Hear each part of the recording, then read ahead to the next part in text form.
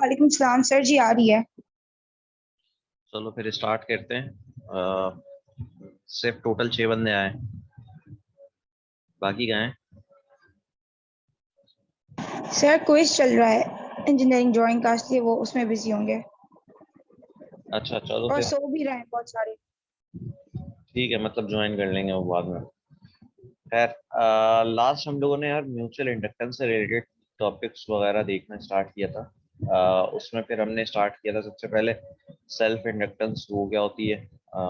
ठीक है, उसके बाद फिर हमने म्यूचुअल इंडक्टेंस देखी थी। सेल्फ इंडक्टेंस में होता क्या है, हमारे पास जो वोल्टेजेस हैं, करंट चेंज होने की वजह से ईएमएफ जो प्रोड्यूस होता है एक इंडक्टर के ऊपर, वो कितना होता है उसका एक फॉर्मूला देखा था, डी आई और D I over D T, यानी कि current change with respect to time, और उसको मल्टीप्लाई करवा दूँ अगर मैं इंडक्टर की वैल्यू से, तो मेरे पास वोल्टेज डेवलप हो जाएंगे।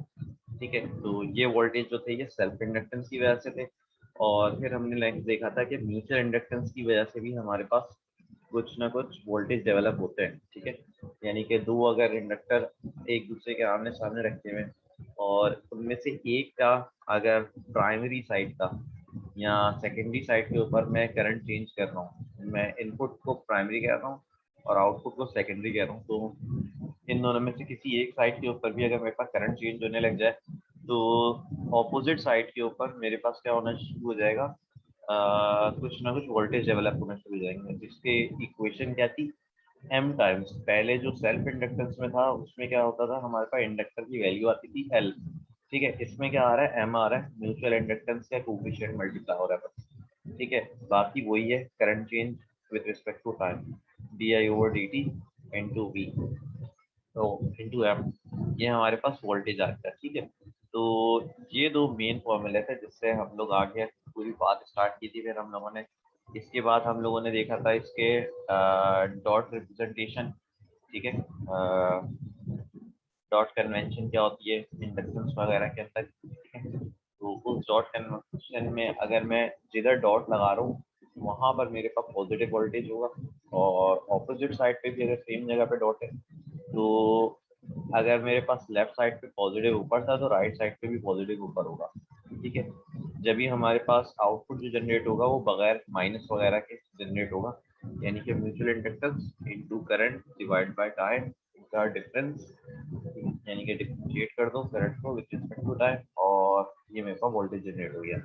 जबकि अगर मेरे पास डॉट कन्वेंशन में डॉट दोनों ऑपोजिट डायरेक्शन पे लगे हुए हैं तो मेरे पास वोल्टेज जो जनरेट होगा वो ऑपोजिट जनरेट होगा, चाहे मैं इनपुट को एक्साइट करूँ या आउटपुट को एक्साइट करूँ, दोनों में से जो भी करूँ मेरे पास आउटपुट जो जनरेट होगा वो माइनस में जनरेट हो रहा होगा बस।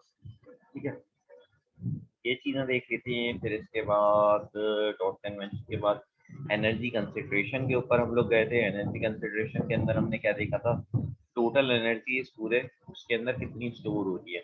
ठीक है, तो टोटल एनर्जी स्टोर करने के लिए हमने इसको ब्रेक किया था। पहले देखा कि 0 से टाइम t1 तक हमारे पास सिर्फ प्राइमरी वाली साइड जो है वो एक्साइट हो रही है, डीसी करंट I1 तक पहुंच रही है, यानी कि 0 से करंट इंक्रीज होते हुए I1 तक पहुंच रहा है। तो मेरे पास कोई एक्सपोनेंशियल बिहेवियर आता है इंडक्टर के अंदर, यानी कि शुरू में तो करंट बिल्कुल जीरो होता है, अपोज कर रहा होता है, फाइनली मेरे पास करंट जो है वो कम्प्लीटली फ्लो होने लग जाता है जब कम्प्लीटली चार्ज होता है हमारा इंडक्टर। ठीक है, तो शॉर्ट सर्किट वाला बिहेवियर देता है। तो खैर वो बिहेवियर तो डीसी से रिलेटेड ही था। अभी हम लोग इसको सिर्फ ट्रांजिएंट साइड पे देख रहे हैं, यानी कि जिस टाइम पे चेंज आ रहा है। ठीक है, तो जिस टाइम पे चेंज आ रहा है वहां पर मेरे पास ईएमएफ यानी कि वोल्टेज कितना प्रोड्यूस होगा उसके रिस्पेक्टिव मैंने इक्वेशन देखी, करंट से मल्टीप्लाई करा दिया और टाइम से इंटीग्रेट करा दिया। ठीक है, तो ये मेरे पास एक एनर्जी की इक्वेशन होती है, पावर इनटू टाइम। ठीक है, मैं कितनी देर तक पावर को देख रहा हूँ वो मेरे पास एक एनर्जी आ गई हमारे पास। ठीक है, तो एनर्जी की हमने इक्वेशन लगा दी। इस एनर्जी की इक्वेशन को जब मैंने सिंप्लीफाई किया, यानी कि वोल्टेज को जब मैंने रिप्लेस किया L D I over D T से, यही था हमारा सेल्फ इंडक्टेंस वाला formula, L D I over D T, तो उससे रिप्लेस किया, हमारे पास डी टी कैंसिल हुआ, फाइनली एक इंटीग्रेशन के बाद रिजल्ट आ गया। ठीक है, फिर उसी के तरीके से हमने इस चीज में करंट सोर्स मेरे I1 तक तो पहुंच गया इनपुट साइड पे, अब मैं आउटपुट साइड पे भी एक करंट सोर्स कनेक्ट कर रहा हूँ और उसको वेरी करवा रहा हूँ 0 से I2 तक। ठीक है, ये जो है टाइम ड्यूरेशन T1 से T2 तक है। T1 तक हम लोगों का ये इनपुट साइड का I1 पे पहुंच चुका है, लेकिन T2 तक के ड्यूरेशन में उसमें भी अभी वोल्टेज और इंक्रीज होगा या डिक्रीज होगा, डिपेंडिंग करंट की डायरेक्शन क्या है मेरे पास आउटपुट साइड पे। फिलहाल कंसिडर कर रहे हैं सेम ही थी, यानी कि दोनों में डॉट्स जो है वो ऊपर ही थे। तो मैं देख रहा हूँ कि जब मैंने 2 वाली साइड को एक्साइट किया तो 1 वाली के ऊपर भी कुछ इफेक्ट आएगा। तो इसी इफेक्ट को फिर हम लोगों ने इंटीग्रेशन में देखा कि कितनी एनर्जी वगैरह प्रोड्यूस हुई हमारे पास। तो हमारे पास फाइनल एक रिजल्ट आ गया, जनरेट हो गया। इनपुट साइड पे एनर्जी इतनी हुई, आउटपुट साइड पे एनर्जी इतनी हुई, इनपुट साइड पे एनर्जी म्यूचुअल इंडक्टेंस की वजह से इतनी और ऐड हो गई। ठीक है, तो हमारे पास टोटल पावर जो है वो ये फाइंड आउट हो गई। इसी तरीके से मैं पावर को अगर रिवर्स ऑर्डर में देखूं, यानी कि पहले मैं आउटपुट साइड को 0 से T1 ड्यूरेशन पे एक्साइट करवाऊं I2 तक, और फिर कनेक्ट करूं इनपुट साइड के ऊपर करंट सोर्स, यानी कि ये जो मैंने शुरू में यहाँ पर कनेक्ट की थी, अब यहाँ पे कनेक्ट करने के बजाय मैं यहाँ पर कनेक्ट करूँ अपनी सोर्स आउटपुट साइड पे, और फिर एनालाइज करूँ जब मेरा इनपुट साइड आउटपुट सर्किट है। ठीक है, एनालाइज करने के बाद मेरे पास एनर्जी कुछ आ जाएगी। फिर उस एनर्जी के बाद दोबारा मैं T1 से T2 की ड्यूरेशन में, यानी कि टाइम ड्यूरेशन में मैं अब इनपुट साइड को भी एक्साइट करवा दूँ तो मेरे पास यही वाला सर्किट बन जाएगा। लेकिन अब जो म्यूचुअल इंडक्शन होगी वो किसके दरमियान होगी, इनपुट साइड से आउटपुट साइड पे। ठीक है, आउटपुट साइड के ऊपर हो रही है तो मेरे पास वोल्टेज जो है वो कुछ सब्ट्रैक्ट वगैरह यहाँ कुछ इस टाइप पे हो जाएगा।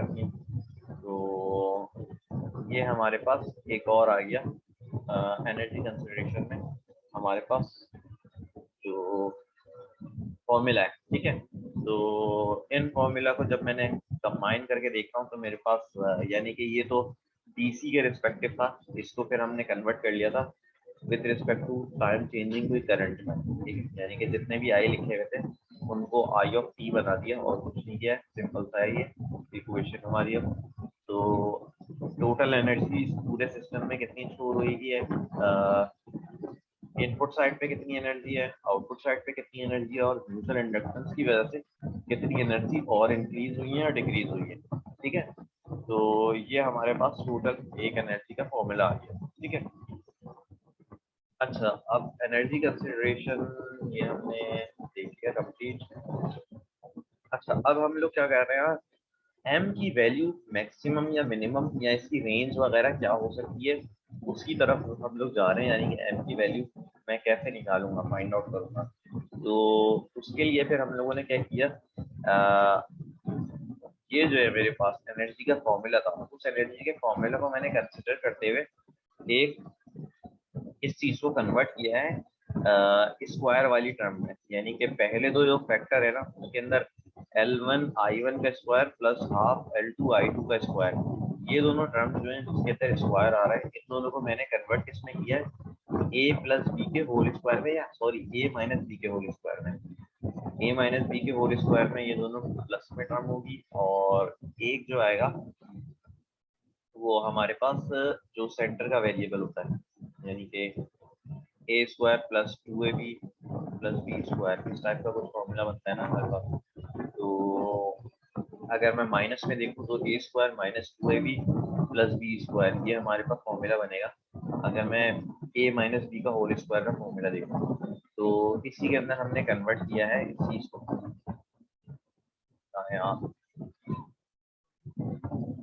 तो मैंने हाफ इन दोनों में से कॉमन निकाल लिया, हाफ कॉमन निकाल के बाहर रख दिया, बाकी की अंदर की जो टर्म है उसको मैंने कंप्लीट स्क्वायर बनाने की कोशिश की, यानी कि स्क्वायर बाहर कॉमन निकालने की कोशिश की है। तो L1 और I1 का स्क्वायर, L1 पे स्क्वायर नहीं था इसलिए अंडर रूट में कन्वर्ट हो गया वो, सेकंड दूसरी टर्म में भी यही हुआ है। ठीक है, फिर उसके बाद हमने क्या किया है, जब ये सारी चीज़ें कन्वर्ट हो गई तो इसके बाद हमने ये किया है कि इन दोनों टर्म को माइनस के साथ स्क्वायर में लिख दिया, और एक एक्स्ट्रा टर्म जो है ना इन दोनों का प्रोडक्ट, यानी कि ये मल्टीप्लाई बाय ये और बाहर हाफ था वो भी मल्टीप्लाई हो गया, तो इन दोनों का प्रोडक्ट ये हमारे पास एक ऐड हो गया। क्यों ऐड हुआ है, जब मैं इसको ओपन करूंगा तो मेरे पास क्या आएगा, L1 I1 का होल स्क्वायर प्लस L2I2 का whole square minus 2 times AB, ये ए स्क्वायर था ना, A square plus B square minus 2AB, तो 2AB क्या होगा L1 L2, ठीक है।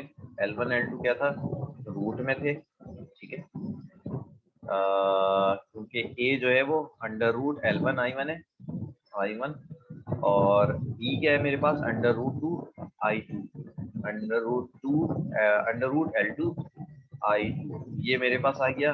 और ये 2 से मल्टीप्लाई होना चाहिए, लेकिन ये पूरी चीज जो थी यानी कि A square plus B square का फॉर्मूला हाफ से मल्टीप्लाई हो रहा था, तो हाफ में अगर लगा दूं तो यहाँ पे भी हाफ आ जाएगा, इस टर्म से भी हाफ मल्टीप्लाई होगा, ये 2 गायब हो जाएगा। तो अगर मैं इस हाफ को ओपन करूँ ब्रैकेट को, तो ये दो टर्म्स जो हैं बिल्कुल वैसी के वैसी बन गई यहाँ तक, ठीक है। सिर्फ एक ये एडिशनल टर्म आ रही है, तो इस एडिशनल टर्म को मुझे रिमूव करने के लिए बीच में मैं अगर एक प्लस का साइन लगा दूं, प्लस के साथ इस टर्म को ऐड करवा दूं, तो ये मेरे पास जो है थोड़ा सा सिंप्लीफाई हो जाएगा, ठीक है जी। तो ये सिंप्लीफाई हो जाएगा, पूरी कंप्लीट टर्म जो है मेरे पास। अच्छा, तो इसीलिए जब मैंने इस पूरी टर्म को स्क्वायर में कन्वर्ट किया, स्क्वायर के वो फॉर्मूले में, तो मैंने एक एडिशनल प्लस की टर्म खुद से ऐड करवा दी, ताकि ये -2ab जब मैं इस ब्रैकेट को ओपन करूँ तो -2ab वाला फैक्टर जो है वो इस प्लस के साथ कैंसिल आउट होके यही इक्वेशन बना दे जहाँ से मैंने स्टार्ट किया, सही है। तो यहाँ तक तो बात हो गई। अच्छा, अब इसके अंदर मेन जो बताने वाली बात है, मैंने ये ऐसा क्यों किया, इसको थोड़ा सा हम लोगों ने असल में देखना है। इसकी एनर्जी मेरे पास यानी कि m की वैल्यू मुझे निकालना चाह रहा था, ठीक है। तो m की वैल्यू निकालने के लिए अब हम लोग क्या कर रहे हैं, इसमें कन्वर्ट किया है। अब इसमें टोटल मेरे पास 3 डिफरेंट टर्म्स हैं, एक टर्म क्या है ये वाली, दूसरी टर्म क्या है ये वाली, और तीसरी टर्म ये है, ठीक है। अब मुझे एक और चीज पता है कि एनर्जी जो है पूरे सिस्टम के अंदर वो जीरो नहीं हो सकती कम से कम, यानी कि अगर मैंने उसको करंट को प्रोवाइड किया है तो एनर्जी कुछ ना कुछ तो स्टोर होगी उसके अंदर सिस्टम में, ऐसा नहीं हो सकता कि जीरो हो जाए। तो इसका मतलब क्या है कि यहाँ पे अभी मैं सिर्फ पहली वाली टर्म की बात करूँ ना, तो इसकी अप्रोक्सीमेटली वैल्यू जीरो के बराबर होगी। स्क्वायर के अंदर कन्वर्ट करने का मेरा मेन मकसद यही था। अच्छा, जीरो के अंदर क्यों, जीरो या करीब करीब क्यों होगी वैल्यू, मेरे पास करंट जो होता है वो लेट्स से कोई मिली में करंट में कंसिडर कर लूँ, 1 मिली, ठीक है। और इंडक्टर की वैल्यू भी मैं कुछ इसी टाइप की कंसिडर कर लूँ, हेनरीज के अंदर मिली हेनरी या माइक्रो हेनरी इस टाइप की होती है जनरली इंडक्टर की वैल्यू। तो मिली की वैल्यू के साथ जब मल्टीप्लाई होगी तो माइक्रो बन जाएगा ये, ठीक है। ये पहला टर्म जो है वो माइक्रो में कुछ आ जाएगा, माइनस करवा रहा हूँ मैं, ये भी कुछ माइक्रो में होना चाहिए। इन दोनों को सब्ट्रैक्ट करने के बाद माइक्रो की जो वैल्यू है थी, लेट्स से ये थी 5 माइक्रो, ये थी 2 माइक्रो, तो सब्ट्रैक्ट करवाया तो 3 माइक्रो कुछ बच रहा है, तो और भी कम ही हो रहा है मेरे पास, यानी कि जो रिजल्ट है इन दोनों के सब्ट्रैक्शन का, तो वो रिजल्ट जो है वो कम हो रहा है, तो इसका मतलब है 3 माइक्रो ये मेरे पास है। अब 3 माइक्रो का जब मैं स्क्वायर लूंगा तो ये माइक्रो जो है बन जाएगा -12 में, यानी कि पीको में चली जाएगी वैल्यू, सही है। माइक्रो का स्क्वायर का मतलब क्या हुआ, 3 माइक्रो मल्टीप्लाई बाय 3 माइक्रो, तो ये क्या हो जाएगा 9 माइक्रो, माइक्रो जब मल्टीप्लाई होंगे तो ये पीको बन जाएगा, ठीक है। तो 9 पीको ये बहुत ही कम वैल्यू है, तो इसको मैं अप्रोक्सीमेटली जीरो कंसिडर कर सकता हूँ, यानी कि ये जो है 9 माइक्रो आ रहा है, फिर बाद में हाफ भी कर रहा हूँ मैं बाहर जाके, मल्टीप्लाई बाय हाफ, ठीक है। तो इसका मतलब क्या है, ये जो पहली टर्म है ना, ये अप्रोक्सीमेटली जीरो के आसपास इसकी कोई एनर्जी होगी, जो कुछ भी मेन एनर्जी प्रोड्यूस हुई होगी वो इन फैक्टर्स की वजह से होगा, ठीक है। अब इस टर्म को फिर थोड़ा सा एनालाइज करते हैं। ये मेरी एक सबसे पहली अजम्पशन है कि पहली वाली जो टर्म थी वो अप्रोक्सीमेटली जीरो है, ये जो सेकंड और थर्ड टर्म है ना, अब इसको हम लोग कंसिडर करते हुए आगे चल रहे हैं। अच्छा, अब इसके अंदर भी मैं ये एक बात कह दूं कि कभी भी ये नहीं होगा कि ये जो सेकंड टर्म है ना ये कंप्लीटली बराबर हो जाए इस वाली टर्म के, सेकंड माइनस में जो लिखी हुई थी टर्म, ठीक है। अगर बराबर हो जाएगी तो हमारे पास एनर्जी जीरो हो जाएगी, क्योंकि ये भी एनर्जी जीरो है, इससे जो एनर्जी प्रोड्यूस हो रही है वो इससे कंप्लीटली सब्ट्रैक्ट होके गायब हो गई, तो ऐसा हो नहीं सकता। तो हमेशा क्या होगा, ये वाली जो टर्म है ना, ये वाली, ये ग्रेटर होगी इस वाले से, ठीक है। हमेशा अगर ग्रेटर होगी तभी हमारे पास एनर्जी कुछ ना कुछ प्रोड्यूस होगी, जीरो से ग्रेटर। लेस देन जीरो तो एनर्जी का कोई कंसेप्ट ही नहीं है कि मतलब माइनस में एनर्जी का क्या मतलब है यार, एनर्जी कोई जादुई तरीके से आ गई उसमें या क्या कहेंगे उसे। तो माइनस में एनर्जी हो नहीं सकती, हमेशा जो भी एनर्जी होगी स्टोर वो पॉजिटिव एनर्जी होगी, यानी कि उसको किसी बैटरी ने पावर अप किया है। माइनस एनर्जी का मतलब क्या है, उसमें ऑटोमेटिकली कहीं जादुई तरीके से एनर्जी खुद से आ गई है और वो देने के काबिल हो गया। तो ऐसा तो पॉसिबल है ही नहीं। दो इंडक्टर अगर सादे सादे हवा में रखे हुए हैं तो इन दोनों को ऑटोमेटिकली ये चार्ज नहीं हो सकते, ठीक है। तो इनको मतलब कोई सोर्स वगैरह कनेक्ट करनी पड़ेगी या मैग्नेटिक फील्ड के अंदर चेंजिंग मैग्नेटिक फील्ड के अंदर लाना पड़ेगा, तो ही कुछ हो सकेगा, ठीक है। तो खैर मैंने क्या कहा कि सेकंड वाली टर्म जो है वो हमेशा ग्रेटर होगी थर्ड वाली टर्म के मुकाबले में। अगर ग्रेटर ना हो, ठीक है, तो क्या होगा, हमारे पास नेगेटिव में एनर्जी आ जाएगी। अगर इक्वल हो तो जीरो हो जाएगी एनर्जी, ठीक है। तो मैं ये क्या कह सकता हूँ कि ग्रेटर देन और इक्वल्स टू हमारे पास होना चाहिए ये वाली टर्म, और ये वाली टर्म इधर लिख दो, ठीक है। तो हमने ये पूरी एक बात कर ली कंप्लीट। अच्छा, जब मैं इसको इधर लिखता हूँ यानी कि under root L1 L2 I1 I2, ये इधर आ गया, ये ग्रेटर होना चाहिए M I1 और I2 के साथ, ठीक है। तो ये I1 और I2 को मैं अगर उधर ले जाऊँ इक्वल टू के या ग्रेटर देन लेस देन के इक्वल, जो भी साइन लगा हुआ है उस साइड पे ले जाऊँ तो ये कैंसिल आउट हो जाएगा क्योंकि उधर जाके डिवाइड होगा, ये कैंसिल इससे। मेरे पास बचा क्या, M जो है अंडर रूट L1 और L2, ठीक है। तो हमारे पास ये एक इक्वेशन बन गई। जब मैंने एक इनको थोड़ा सा एनालाइज करना स्टार्ट किया अपनी एनर्जी की इक्वेशन को, ठीक है। तो एनर्जी की इक्वेशन को जब मैंने एनालाइज करना स्टार्ट किया तो मेरे पास ये कुछ आ गया, ठीक है। तो इससे क्या हुआ, हमारे पास एक ये इक्वेशन डेवलप हो गई। अगर m को मैं उस साइड पे ले जाऊं और इस साइड की चीजें को उस साइड पे ले जाऊं तो मेरे पास साइन जो है वो रिवर्स हो जाएगा, यानी कि m जो है वो लेस होना चाहिए हमेशा इस वाली टर्म के मुकाबले में, ठीक है। तो यानी कि इन दोनों के प्रोडक्ट के मुकाबले में तो m की मेरे पास मिनिमम वैल्यू आ गई। मिनिमम वैल्यू क्या हो सकती है, बराबर हो सकती है उससे, नहीं तो लेस ही होगी, मतलब मैक्सिमम वैल्यू मिनिमम बोल रहा हूँ, ठीक है। मतलब मैक्सिमम m की क्या वैल्यू हो सकती है कि बराबर हो जाए अंडर रूट L1 और L2 के प्रोडक्ट के, ठीक है। ये मैक्सिमम हमारे पास इसकी m की वैल्यू ये हो सकती है, मिनिमम इससे कुछ भी हो सकती है, अब वो हमें अनडिफाइंड है अभी फिलहाल, तो क्या वैल्यू मिनिमम में जा सकता हूँ। अच्छा, अब इससे मैंने एक और चीज हम लोग एक फाइंड कर लेते हैं कि कपलिंग कोफिशिएंट, एक चीज हम लोग डेवलप कर लेते हैं। कपलिंग कोफिशिएंट क्या है, एक K जो है वो कपलिंग कोफिशिएंट है, यानी कि पहले इंडक्टर और दूसरे इंडक्टर के दरमियान कितनी परसेंटेज ऑफ कपलिंग है हमारे पास, ठीक है। ये जो है कपलिंग कोफिशिएंट ये हमेशा 0 से 1 के दरमियान होगा, क्योंकि मैं वो देख रहा हूँ मैक्सिमम कपलिंग का मतलब क्या है, 100% कपलिंग, तो 1 आ गई K की वैल्यू। अगर 0% कपलिंग है यानी कि कोई वोल्टेज ही नहीं प्रोड्यूस हो रहा है, अगर मैं इनपुट पे मैं चेंजिंग मैग्नेटिक फील्ड प्रोड्यूस करते रह रहा हूँ या करंट चेंज करते रह रहा हूँ तो मेरे पास आउटपुट पे कुछ भी जनरेट नहीं हो रहा। तो इन दोनों सिनेरियोज के अंदर हमारे पास चेंज तो कर रहा हूँ लेकिन जनरेट कुछ भी नहीं हो रहा, तो इसका मतलब क्या है, कपलिंग कोफिशिएंट जो है वो मेरे पास 0 है। तो इसका एक ये अदद हमारे पास फॉर्मूला आ गया कपलिंग कोफिशिएंट से रिलेटेड। अच्छा, अब इसके अंदर हमारे पास m जो है वो क्या था, ये थी वैल्यू। तो अगर m की वैल्यू मैक्सिमम हो जाए यानी कि बराबर हो जाए, ठीक है, इसके, तो अंडर रूट और अंडर रूट ये दोनों आपस में कैंसिल आउट हो जाएंगे कि एक की वैल्यू मैक्सिमम हो जाएगी, ठीक है। m की वैल्यू मिनिमम कितनी हो सकती है, लेस देन जो है, अगर मैं वो कंसीडर करूँ तो मिनिमम तो 0 तक ही जा सकती है यार।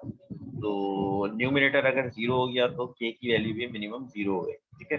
तो m की वैल्यू के ऊपर डिपेंड कर रहा है हमारे पास k की वैल्यू जो है, यानी कि कपलिंग फैक्टर की वैल्यू, ठीक है। अक्सर जो होता है न्यूमेरिकल्स वगैरह के अंदर k गिवन होता है, ठीक है। k के रिस्पेक्टिव फिर हम लोग m वगैरह फाइंड आउट कर लेते हैं और उसके रिस्पेक्टिव फिर हम आगे की चीजें फाइंड आउट करते हैं कि कितना वोल्टेज वगैरह प्रोड्यूस हो रहा है या क्या हो रहा है, ठीक है। तो ये हो गई सारी बातें तमाम इंडक्टर से रिलेटेड। उस इंडक्टर में कौन सी क्या चीजें थी, क्यों था, कैसा था। अच्छा, अब एक एग्जांपल देख लेते हैं इससे रिलेटेड, और फिर एक और एग्जांपल देख लेते हैं, और फिर एंड करते हैं। यहाँ पे हमारा सब कुछ खत्म हो गया। मुझे एक क्विज लेना था। कौन सा? वो जो इम्प्रूवमेंट होता है आप, सीईपी के इम्प्रूवमेंट वाला, और सीईपी भी देना है यार। हाँ, चलो बना लेंगे। चलो खैर, हमारे पास ये एक दो फॉर्मूले गिवन है, ठीक है। सवाल ये गिवन है और उसके रिस्पेक्टिव सर्किट कुछ ये गिवन है। अच्छा जी, अब इस फॉर्मूले और इस सर्किट के लिहाज से अब हमने फाइंड आउट क्या करना है। determine V1 if I2 equals to 5 sin 45 TA। ये मेरे पास अगर करंट है, ये वाला करंट आउटपुट साइड पे, ये चेंज इन करंट है, यानी कि विद रिस्पेक्ट टू टाइम जो है ये करंट चेंज हो रहा है, और किस लिहाज से चेंज हो रहा है, साइन के लिहाज से, ठीक है। तो मतलब चेंजिंग करंट मेरे पास मौजूद है साइनोसॉइडल वेवफॉर्म की सूरत में, और यहाँ पर पूछा जा रहा है कितने वोल्टेजेस वगैरह V1 डेवलप होगा, ठीक है। सिंपल सा है, V1 जो है वो किसके बराबर होता है, एम। एम मेरे पास क्या है, कपलिंग कोफिशिएंट नहीं, कपलिंग पैरामीटर होता है शायद। एम को क्या कहते थे आप, नाम ही भूल गया मैं। कोफिशिएंट ऑफ म्यूचुअल इंडक्टेंस होता है। कोफिशिएंट ऑफ म्यूचुअल इंडक्टेंस हमारे पास गिवन है एम डी आई आई कौन सा आ गया, ये आ गया मेरे पास I2, यानी के, ठीक है। आउटपुट के ऊपर करंट चेंज की वजह से इनपुट साइड पे क्या वोल्टेज डेवलप हो रहे हैं, उसका फॉर्मूला हमारे पास ये था, म्यूचुअल इंडक्टेंस वाला, ठीक है। तो सिंपल सा सर्किट है, सिंपल सा मतलब सवाल है। आई की जगह हमने ये डाल देना है और डिफ्रेंशिएट कर देना है, डिफ्रेंशिएट करके हमारे पास जो भी रिजल्ट आए वो दिखा देना है। तो डिफ्रेंशिएट करवाओ जरा, क्या आएगा। m जो है वो 2 आ गया, 2n भी हमारे पास m गिवन था, और di/dt ये हमारे पास क्या आएगा, 5 इंटू 45। 5 क्यों आया हमारे पास, क्योंकि ये 5 जो है कांस्टेंट था, di/dt से बाहर आ गया ये। 45 क्यों आया उसके ऊपर बाद में आते हैं थोड़ा सा, लेकिन 45 के आगे जो है साइन है, साइन 45t, साइन 45t जो है वो cos 45t में कन्वर्ट हो जाएगा, 45t, ठीक है। तो ये हो गया हमारे पास फॉर्मूला V1 के लिए, ठीक है। अच्छा, जब मैं डिफरेंशिएट कर रहा हूँ साइन 45t को, तो सबसे पहले साइन 45t डिफरेंशिएट हुआ, फिर उसके बाद एंगल डिफरेंशिएट हुआ। जब एंगल डिफरेंशिएट हुआ तो 45 इसी वजह से बाहर आ गया, सिर्फ t डिफरेंशिएट होगा, यानी कि dt/dt जो कि 1 होता है। तो एंगल के अंदर सिर्फ 45, जब मैंने डिफरेंशिएट किया एंगल को तो 45 हमारे पास बाहर आ गया, तो ये मेरे पास कुछ रिजल्ट आ जाएगा। 45 टू 90, 90 इंटू 5 कितना होता है भाई,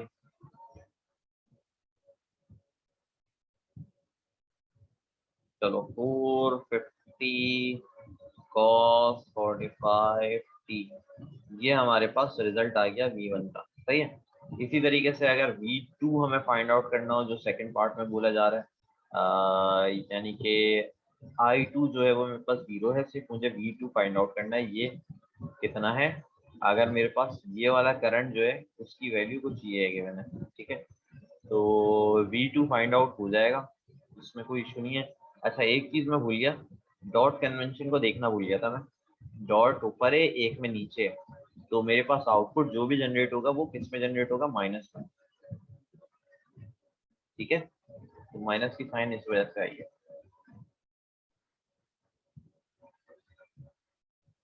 साइन का पॉजिटिव कॉज ही होता है ना, मेरे ख्याल से तो ऐसे ही होता है, बाकी आते हैं। अच्छा खैर,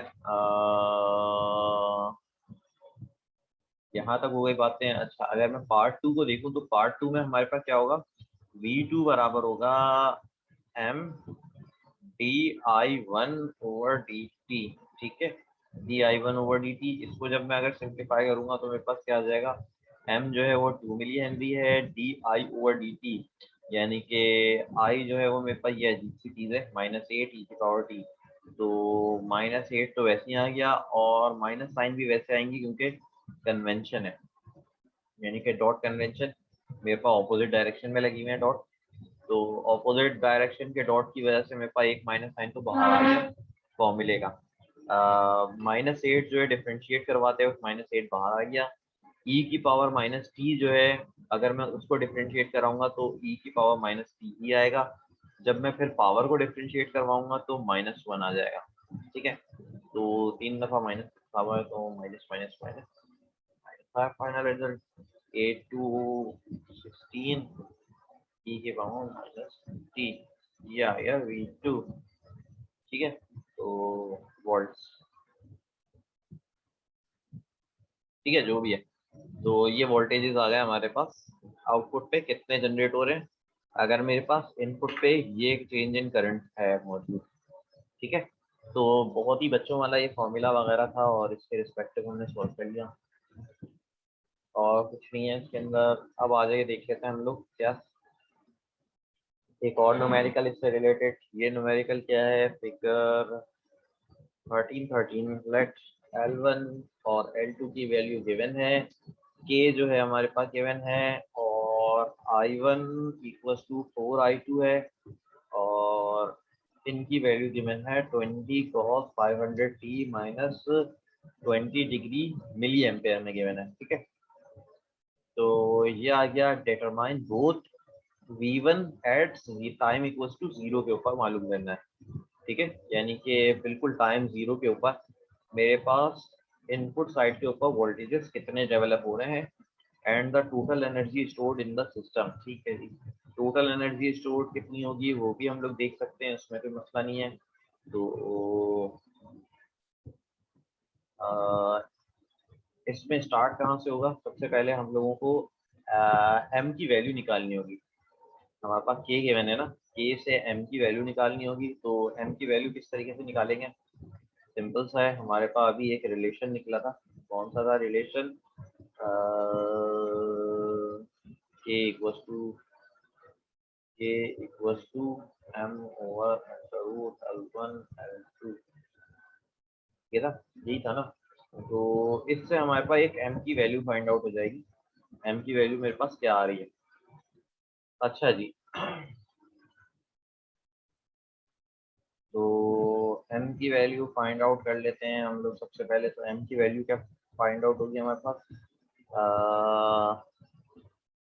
m की वैल्यू मेरे पास फाइंड आउट होगी k की जगह 0.6 आ गया और अंडर रूट L1 और L2 क्या आ गया, L1 है 25 और L2 क्या है 0.4, इन दोनों को मल्टीप्लाई करा दो और अंडर रूट ले लो, ये मेरे पास m आ जाएगा। तो कोई रिजल्ट बताएगा,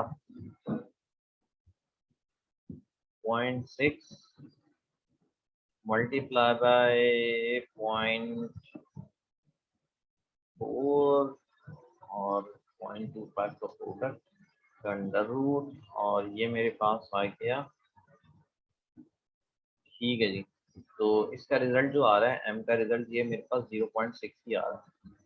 हेनरीज के अंदर होती है इसकी यूनिट, क्योंकि के की कोई यूनिट नहीं है, ऊपर न्यूमिनेटर में भी हेनरी है डिनोमिनेटर में भी हेनरी है, तो हेनरी हेनरी हेनरी हो गया। सही है, के की कोई यूनिट नहीं है।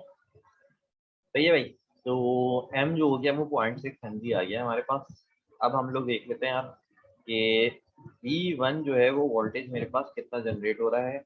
अगर मेरे पास I1 और I2 की ये वैल्यूज हैं, I1 और I2 की ये वैल्यूज हैं, तो I1 मेरे पास क्या गिवन है 20 cos 500t माइनस 20 डिग्री। ठीक है, ये है मिली एम्पेयर के अंदर।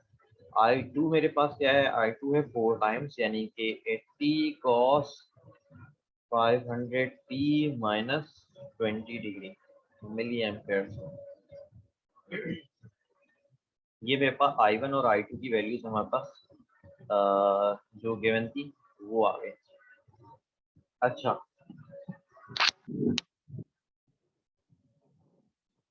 अब देख लेते हैं यार इनको हम लोग। मुझे ये टाइम चेंजिंग मेरे पास करंट मौजूद है। अब मुझे फाइंड आउट क्या करना है, मुझे फाइंड आउट करना है V1। तो V1 के अंदर ना अब मेरे पास क्या है, यहाँ पर भी करंट कुछ ना कुछ फ्लो हो रहा है और यहाँ पर भी करंट कुछ ना कुछ फ्लो हो रहा है। जब दोनों साइड पे मेरे पास करंट फ्लो हो रहा है तो इसका मतलब क्या है, इसमें एक म्यूचुअल इंडक्शन की वजह से प्रोड्यूस होगा वोल्टेज और एक प्रोड्यूस होगा इसकी सेल्फ इंडक्टेंस की वजह से। ठीक है, यानी कि V1 जो होगा वो दो चीजों के बराबर होगा, L di1/dt जो कि सेल्फ इंडक्टेंस है, और M di2/dt जो कि म्यूचुअल इंडक्टेंस की वजह से वोल्टेज डेवलप हो रहा है। इन दोनों के वोल्टेज का सम जो है वो मेरे पास V1 होना चाहिए। तो ये फाइंड आउट करना है अब हमने। तो L की वैल्यू हमारे पास गिवन है V1, ये किसके बराबर हो गया, L की वैल्यू क्या गिवन है भाई, L1 होगा ना। L1 की वैल्यू है 0.4 di/dt यानी कि 20। ठीक है 20। अच्छा 500 भी बाहर आ जाएगा, 20 इंटू 500 भी आ गया। ठीक है, और ये जो कुछ भी लिखा हुआ है ना ये मिली में। ठीक है, तो आखिर में चल के ना जो भी वैल्यू आ रही है उसको मिली को भी करवाना है, कुछ ना कुछ मिली की हरकत है। ठीक है, तो कॉस जो है वो साइन हो जाएगा माइनस में। ठीक है, माइनस साइन 500t -20। ठीक है 20 डिग्री सही है, ये आ गया मेरे पास मिली में। पहली टर्म तो मेरे पास ये फाइंड आउट हो गई। दूसरी टर्म जो है इसका मेरे पास रिजल्ट क्या आएगा, इसका रिजल्ट भी माइनस में आएगा, तो इसीलिए प्लस के साइन माइनस को बना दी मैंने। और उसकी क्या है,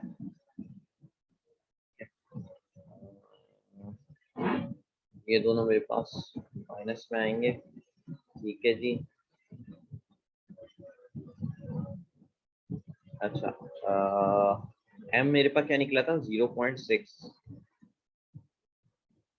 0.6 di/dt यानी कि 80 और 500, और माइनस साइन जो है वो कॉस की साइन होने की वजह से माइनस साइन आ गई, साइन 500t -20। ठीक है, तो ये हमारे पास एक और आ गया ब्रैकेट के अंदर, ये भी किस में है, मिली के अंदर है। सही है, तो यहाँ तक तो सारी चीजें हो चुकी हैं हमारी पास। ठीक है, ये है 20, इसको सिंप्लीफाई करवा दो यार, 80 मल्टीप्लाई बाय 500 मल्टीप्लाई बाय 0.6, ये मेरे पास आ गया 24,000 यानी कि 24। 24,000 यानी कि 24।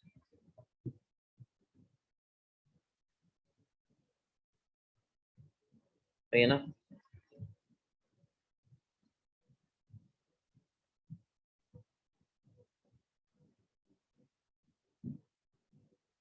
यहाँ मैं कोई मिस्टेक कर रहा हूँ फिलहाल, तो मुझे नहीं लग रहा मैं कोई मिस्टेक कर रहा हूँ। तो 580 इंटू 0.6 ये आ गया 24 आ गया, मिली को मैंने गायब करवा दिया, minus sign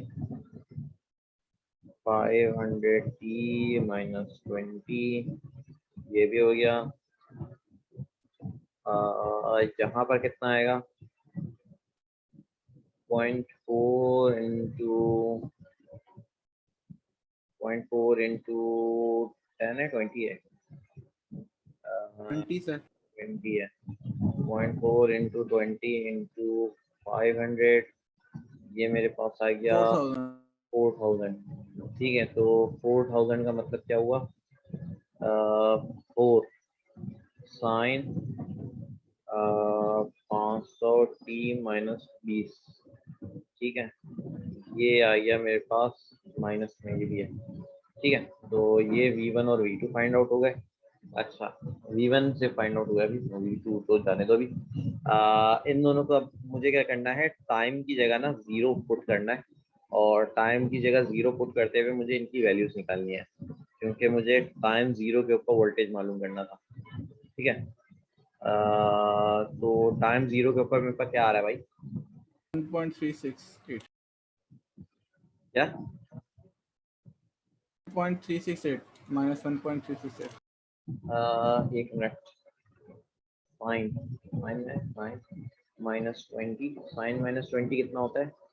342 minus 0.342 into 4 minus, नहीं प्लस में आ रही है ये वैल्यू 1.36 yes sir 1.368, ठीक है, और ये भी वैल्यू मेरे ख्याल से प्लस में ही आएगी। तो ये कितना आया? साइन माइनस 20 और इसको मल्टीप्लाई कर दो 24 से, minus minus 8.2 -8.2 m D I over D T, I 2 आएगा ना?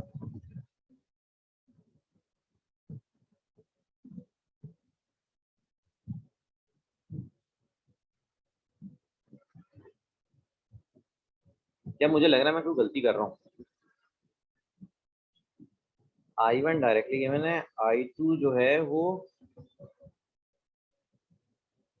4 टाइम्स नहीं है, डिवाइड बाय 4 होगा I1 के मुकाबले में, है ना?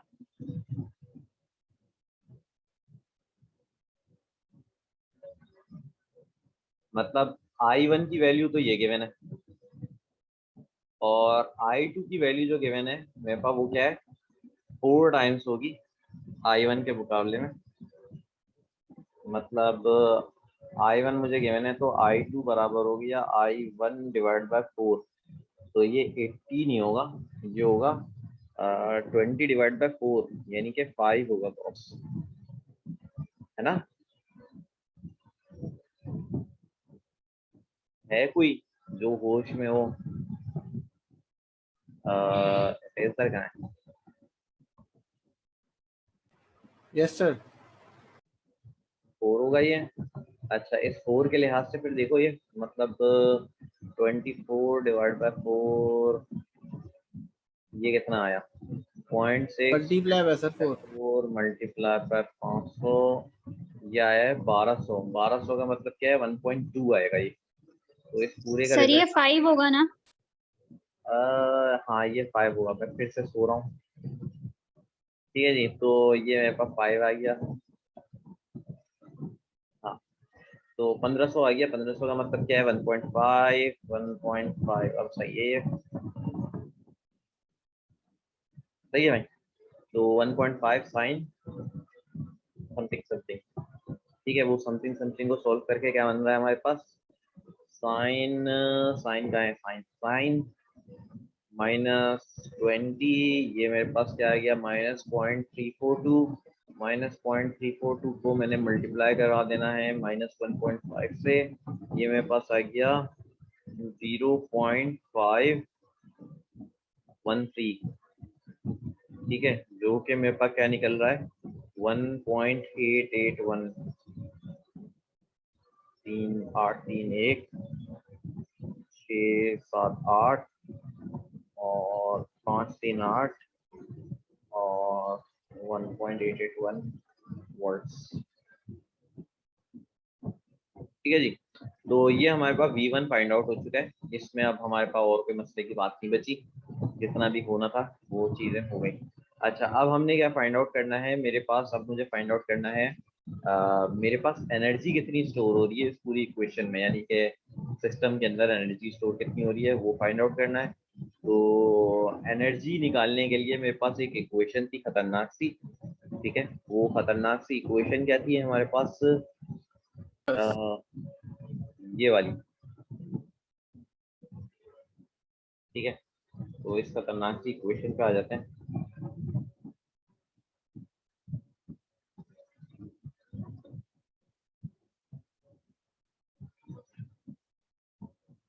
अब इस इक्वेशन के अंदर वैल्यूज डालनी है और कुछ नहीं करना। तो हाफ वैसे का वैसे ही आ गया L1 कितना था, 0.4 था शायद, 0.4 था बिल्कुल। क्या है यार, एक काम और कर लेते हैं, इसको उठा के ना इधर ले आते हैं।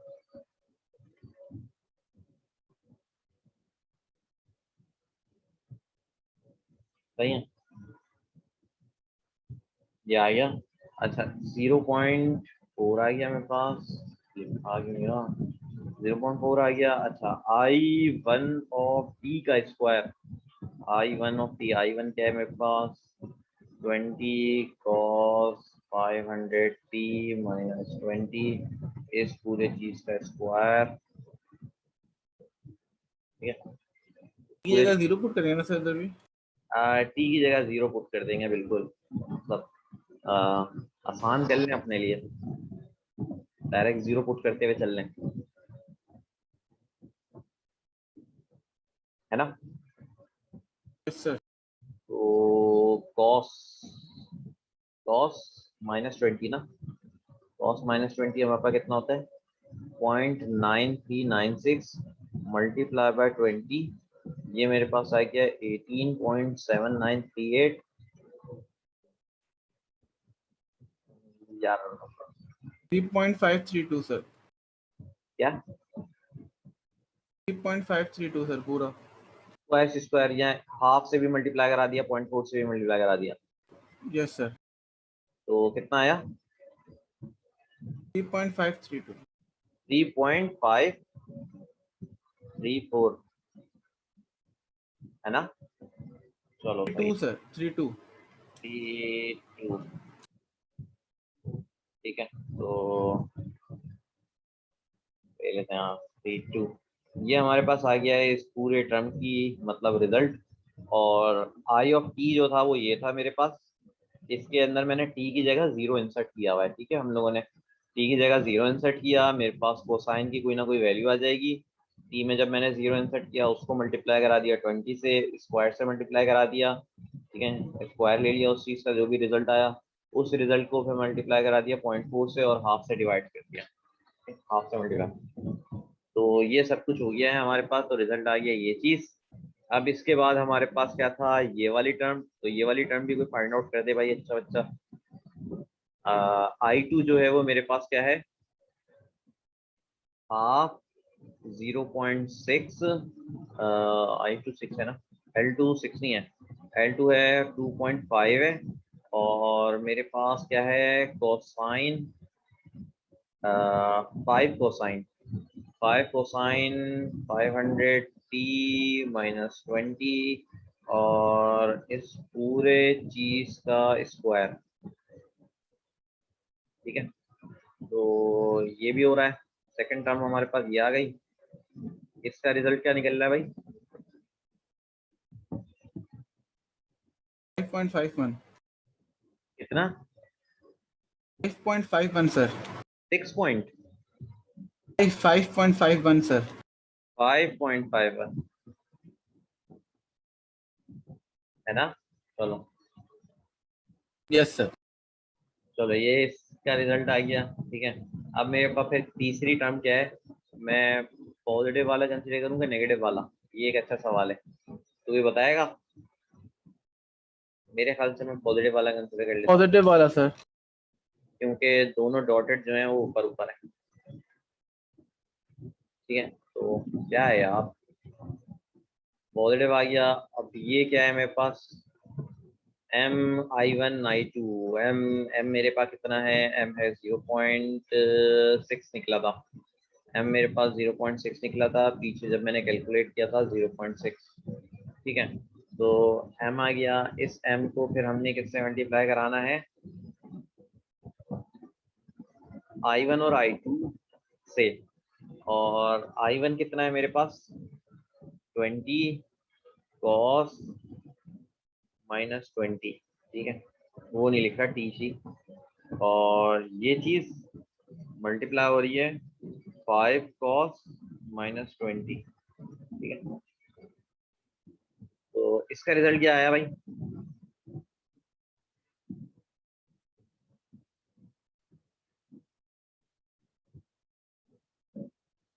52.981 सर। 52 पक्का ना? 20 यस सर, मेरे पास तो यही आ रहा है। 0.6 into cosine minus 20 into cosine minus 20 52.981। अच्छा जी, सही है यार, ऐसे ही आ रहा होगा फिर।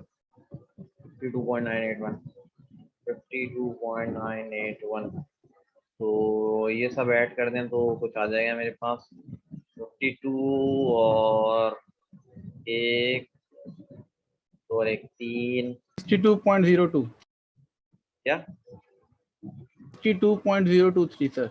2.023 यही है ना? Yes sir. चलो जी, जूल्स आ गई है हमारे पास एक अदद। W ऑफ जीरो के ऊपर इवेलुएट किया हुआ है इसे, 0 टाइम के ऊपर। और तो कुछ नहीं है।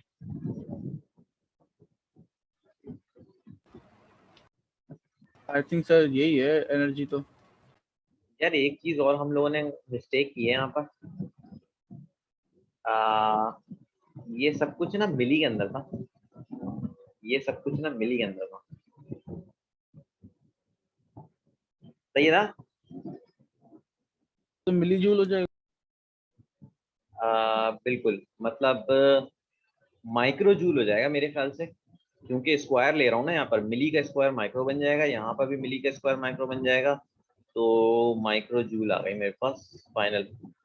यानी ओके। कि ये भी माइक्रो में है, ये भी माइक्रो में है, और ये मिली में था, ये भी मिली में था, मिली इंटू मिली माइक्रो, यानी कि ये तीनों टर्म भी माइक्रो में थे। सही है, तो ये भी माइक्रो में ही आया है। सही है ना? Okay sir. बेहतरीन हो गया यार। तो मतलब एंड करते हैं यार, बहुत हो गया, इतने ज़्यादा नहीं करना चाहिए हम लोगों को। ठीक है भाई, ये था आज का लास्ट लेक्चर। इसके बाद हम लोग पेपर में मिलेंगे, और इसके बाद हम लोग हाँ एक क्विज भी लेना है, उसके लिए मिलेंगे, फिर खत्म, टाटा। क्विज यार मेरा इरादा है कि मैं सैटरडे को रखूं, वरना कोई और अच्छा दिन बता दो, और टाइम भी बता दो कि किस टाइम। वैसे लेना आज था मुझे, कल की क्लास हो नहीं सकी, तो है कोई टाइम शाइम दिमाग में? तो 24 को मैं क्विज दे देता हूँ, 12 से 9। सही है, करते रहना सकून से। Okay sir. चलो सही है, अल्लाह हाफिज़।